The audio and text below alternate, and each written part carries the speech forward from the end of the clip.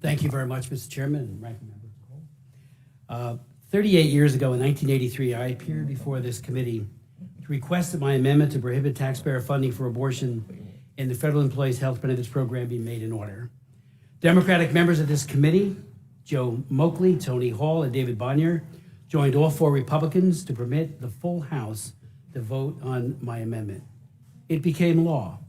The Financial Services and General Government Appropriations Bill under consideration today, however, overturns the almost 4-decade-long law and forces taxpayers to pay for abortion on demand. I respectfully ask that the Rules Committee permit the House to vote on my amendment and other pro-life riders that are being requested today and tomorrow, but to keep this one to continue current law.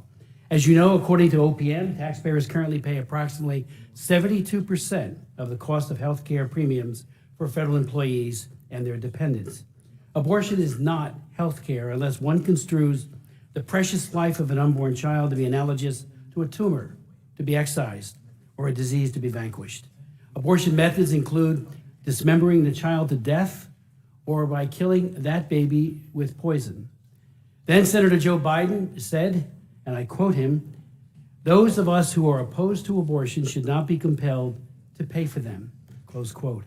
I agree, and most Americans agree. Over the years, polls have consistently found that Americans do not support taxpayer funding for abortion.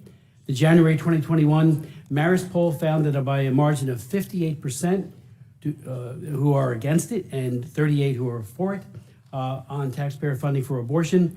And interestingly, a supermajority of 65% of independents oppose taxpayer funding for abortion. I also appeal to my friends on this committee to allow the other amendments, including the Cole Amendment, to preserve the Hyde Amendment and the Weldon Conscience Protection Law. You know, we had during the Obama years, 8 years of non-enforcement of conscience protection.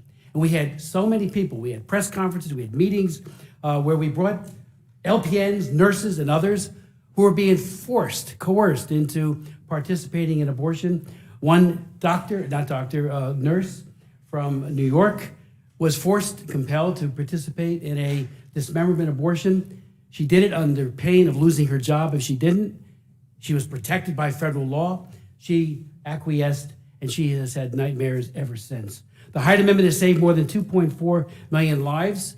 There's a great deal of evidence of that, about 60,000 per year since it was first enacted. So this law, if it's retained, will absolutely save the lives of these precious children.